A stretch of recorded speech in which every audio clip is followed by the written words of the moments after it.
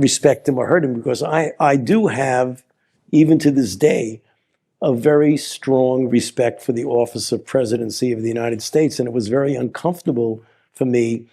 The truth always wins. And what we're seeing right now is not a partisan witch hunt. This is absolute truth and the day of reckoning. With Director National Intelligence Tulsi Gabbard reportedly opening an investigation into Dr. Fauci. This isn't just a news story. It's the final chapter of a political playbook. This is the moment the opposition research, the file, the one everyone knew existed but was too afraid to open, finally lands on the desk. And for years, Dr. Fauci operated like a protected political asset. He got a pardon, not a political health official. He seemed to believe that his position made him untouchable, that he could sit before Congress, deny any funding for the gain of research in Wuhan, and no one would have the power to challenge him. That is a classic, fatal political miscalculation. It's the kind of arrogance that builds when you forget you're accountable to the people, not the other way around. Fauci, we're coming for you, dude. We're coming for you. And Tulsi Gabbard is leading the charge. This investigation, how Fauci and a deep state cabal suppressed intelligence information. Article from the Daily Caller. I urge you to go check it out. The investigation reportedly focuses on perjury, but it goes much deeper. It's about a fundamental betrayal of public trust. The argument for Fauci's arrest is straightforward. Number one, lying to Congress is a felony. It's not a simple misstatement. It's not a misdemeanor. It's a deliberate attempt to mislead the elected representatives of the American people that represent us. And it was on such an important issue, global. Second, there's the issue of the research itself. The very gain of function work he denied, and his potential links to the origin of the entire chaotic pandemic. Finally, it's about the systematic effort to suppress any scientific information that questioned this narrative. You remember, if you said anything, you were canceled. Well, now we're back in charge. DJT's in office. He's got Tulsi Gabbard running the show. Regulators mount up. There's more to this story. Here is a article from Right Pulse News. And this brings up the fact that Vladimir Putin is demanding Fauci be extradited to Russia for crimes against humanity. Maybe part of the Ukraine peace deal. I'm not sure how many of you would agree with this. This is something that I can't really openly say what I'd like to see happen, but I can ask you the question and you fill in the blank. Should we extradite Anthony Fauci to Russia to promulgate the Ukraine deal? This guy committed crimes against humanity around the world. This is Nuremberg trial level stuff here. And if you believe that Fauci should be extradited, leave a comment down below. It helps the channel a lot. It keeps us growing. Love to get your take on this. Now let's listen to Tulsi Gabbard, what she says about the investigation. But the thing that we are working with Jay Bhattacharya, the new NIH director, on with, as well as Secretary Kennedy, is looking at the gain of function research that in the case of the Wuhan lab, as well as many others around, many of these other biolabs around the world, was actually U.S. funded and leads to this dangerous kind of research that in many examples has resulted in either a pandemic or some other major health crisis. Well, let me ask you specifically, because we already know that EcoHealth Alliance was partnering with this Wuhan lab to do gain of function research. That's right.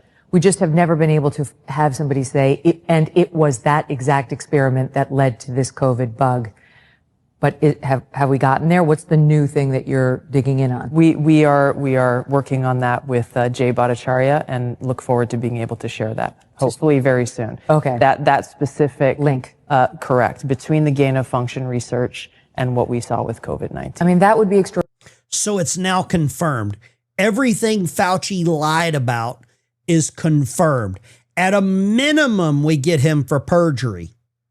At a minimum. What are your thoughts on this?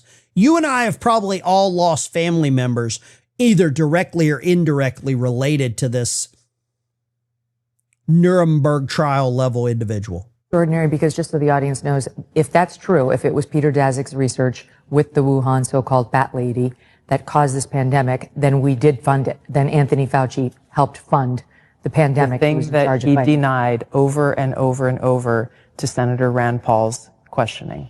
That's right. Under oath. Under oath, exactly. So is it any wonder that he sought a preemptive pardon for anything during a certain period of time by President Biden before he left office? And then strong-armed and smeared people like Dr. Jay Bhattacharya, anybody who came out and said, I don't know if that's natural. This actually smacks of lab. And the reason why this is so important is not just what happened in the past. It's because this gain-of-function research is happening in biolabs around the world. I got attacked, and I think you saw this. The research is still happening. You saw what she said there. Not only did Fauci discredit you, he shut you down from ever coming after him by going to Biden and requesting a pardon for the specific time frame that would cover all this. Now, we have another conversation to have about the auto pins and the validity of the pardons. You and I probably both agree that the pardon should not be valid because they were signed while Joe was on a beach in the Bermuda. We know this. Fauci, we're coming for you, man. You're not off this scot-free, dude. We've probably talked about in your show before when I warned against U.S.-funded biolabs in Ukraine when the Russia-Ukraine war kicked off for this very reason. Who knows what kinds of pathogens are in these labs? Are you seeing now the importance of the Ukraine war? Are you seeing the importance of keeping the war going on and never allowing Donald Trump to talk to Vladimir Putin? Are you understanding now? Is it all coming clear? It should be clearing up. Stevie Wonder could see this. It's all connected, ladies and gentlemen. Every damn thing is connected. For all of you that have been yelling at your buddies this exact same thing, and they're calling you a conspiracy theorist, now just say, I told you so. Show them this. And if released, could create another COVID-like pandemic.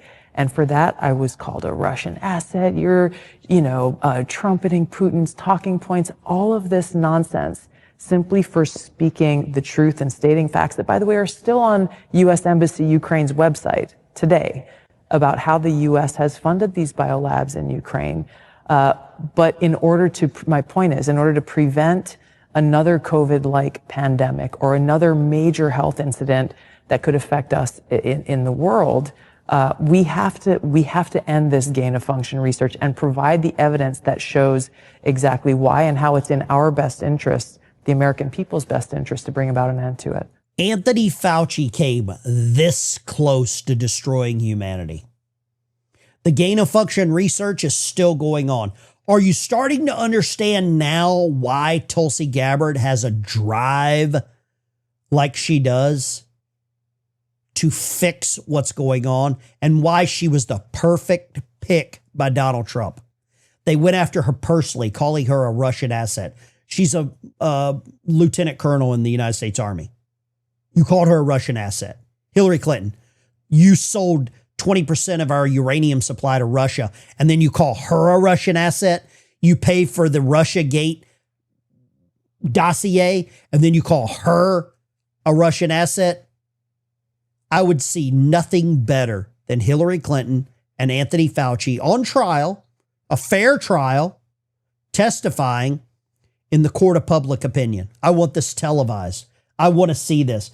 There has to be accountability. Justice is coming. Regulators mount up.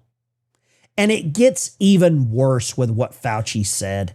He went on this talk show and he basically made fun of Donald Trump saying that he was basically running everything. When he would say things that had nothing to do with my lane, which was health, I would just sort of stand up there and, if you want to start, disrespecting reporters and telling them they're the enemy of the people, well, that's fine. That's not anything that I have to do with.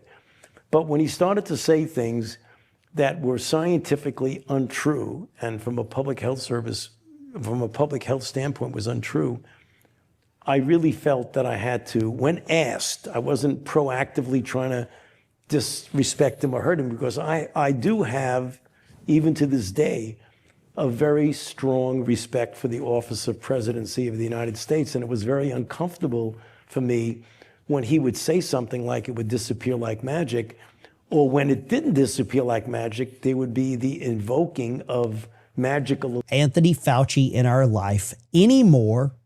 And I think he would look really nice in an orange jumpsuit at the Supermax in Colorado.